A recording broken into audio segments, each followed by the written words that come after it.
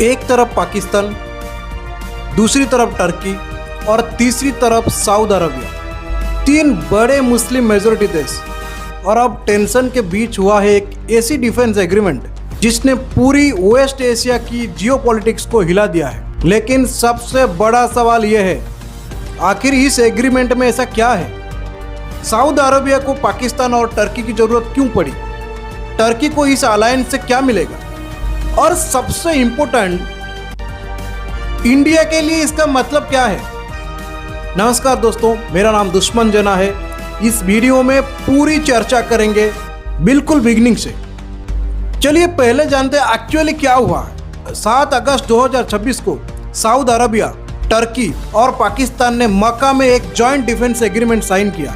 इस एग्रीमेंट का basic idea है कलेक्टिव डिफेंस, यानी अगर इन तीनों में से किसी एक कंट्री पर आर्म्ड अटैक होता है तो उस अटैक को सिर्फ एक देश की इशू नहीं माना जाएगा, बल्कि कलेक्टिव सिक्योरिटी कंसर्न के रूप में देखा जाएगा। सुनने में यह नाटो की आर्टिकल 5 जैसा लग सकता है, लेकिन यहां इंपॉर्टेंट डिफरेंस है।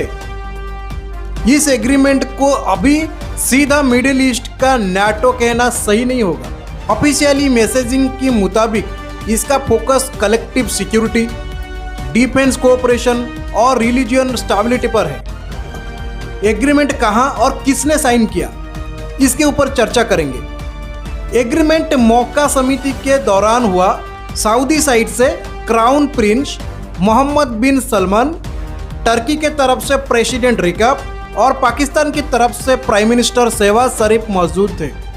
लोकेशन भी सिंबॉलिक है, मक्का इस्लामिक दुनिया का सबसे इंपॉर्टेंट रिलीजियस सेंटर, और यही तीन इंपॉर्टेंट मुस्लिम मेजॉरिटी कंट्रीज के लीडर्स डिफेंस कोऑपरेशन को एक नया लेवल पर ले जा रहे हैं। अब जानेंगे सऊदी अरबिया को इस एग्रीमेंट की जरूरत क्यों है। अब असली गेम यहां से शुरू होता है। सऊदी अरबिया मिडिल ईस्ट की सबसे पावरफुल इकोनॉमिक में से एक है, लेकिन रीजियन में सिक्योरिटी थ्रेट्स भी बहुत कॉम्प्लेक्स हैं। Missile attacks, drone threats, oil infrastructure की सिक्योरिटी, शिपिंग रूट्स और ईरान के साथ बढ़ते रिलीजियन टेंशंस। रिसेंट मंथ्स में वेस्ट एशिया में मिलिट्री टेंशन ने सऊदी अरबिया की सिक्योरिटी कैलकुलेशन को और कॉम्प्लिकेटेड बना दिया है। इसी बैकग्राउंड में रियाद अपनी डिफेंस पार्टनरशिप को डाइवर्सिफाई करना चाहता है, यानी सऊदी अरबिया सिर्फ एक एक्सटर्नल पावर पर डिपेंडेंट रहने के बजाय टर्की और पाकिस्तान जैसा रिलीजियन पार्टनर्स के साथ सिक्योरिटी कोऑपरेशन को मजबूत करना चाहता है। अब जानेंगे पाकिस्तान का रोल इसमें क्या है। अब पाकिस्तान को समझिए। पाकिस्तान और सऊदी अरबिया का डिफेंस रिलेशनशिप नया नहीं है। दोनों कंट्रीज के बीच डिकेड से मिलिट्री ट्रेनिंग, डिफेंस कोऑपरेशन और स्ट्रेटेजिक रिलेशंस रहे हैं। 2025 में पाकिस्तान और Saudi Arabia bilateral strategic mutual defence agreement sign किए थे। उस एग्रीमेंट में भी एक कंट्री पर एग्रेशन को दोनों की अगेंस्ट एग्रेशन के रूप में ट्रीट करने की कमिटमेंट थी। तो 2026 का ट्राइलैटरल एग्रीमेंट एक्चुअली एक एग्जिस्टिंग रिलेशनशिप को और एक्सपांड करता हुआ दिखता है। अब इस फ्रेमवर्क में टर्की भी आगे आ गया है। अब जानेंगे टर्की क्यों इंपॉर्टेंट है। टर्की को इग्नोर करना सबसे बड़ी मिस्टेक होगी। टर्की नाटो का मेंबर है, उसके पास पावरफुल मिलिट्री इंफ्रास्ट्रक्चर है, और सबसे इंपॉर्टेंट, टर्की की डिफेंस इंडस्ट्री पिछले कुछ सालों में रैपिडली ग्रो कर रहा है। ड्रोन से लेकर मिसाइल्स और अदर मिलिट्री टेक्नोलॉजी तक टर्की अपनी डिफेंस मैन्युफैक्चरिंग कैपेबिलिटीज को इंटरनेशनल मार्केट में भी अग्रेसिवली एक्सपांड कर रहा है। इसलिए सऊदी अरबिया के लिए टर्की सिर्फ एक पॉलिटिकल पार्टनरशिप नहीं है, एक इंपॉर्टेंट डिफेंस टेक्नोलॉजी पार्टनर भी है। अब टेंशन की स्ट्रेंथ देखिए।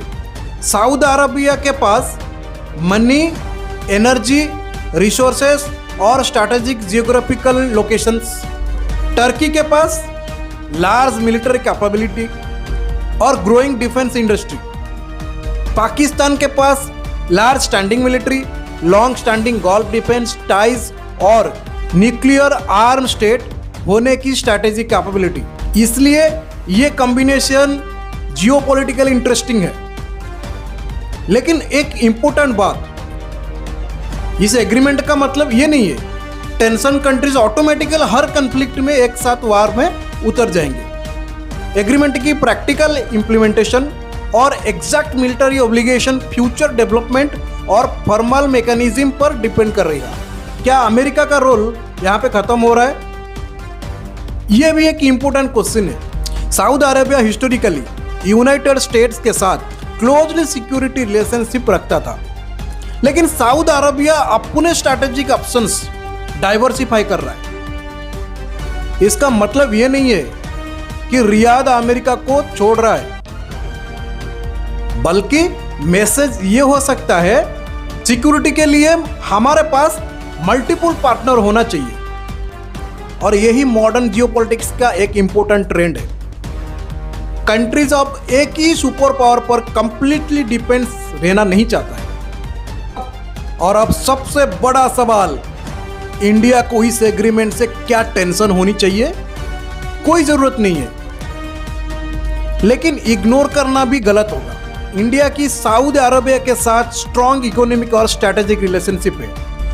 एनर्जी सिक्योरिटी, इन्वेस्टमेंट, ट्रेड और गल्फ रीजन की स्टेबिलिटी इंडिया के लिए सबसे एक्सट्रीमली इंपॉर्टेंट है।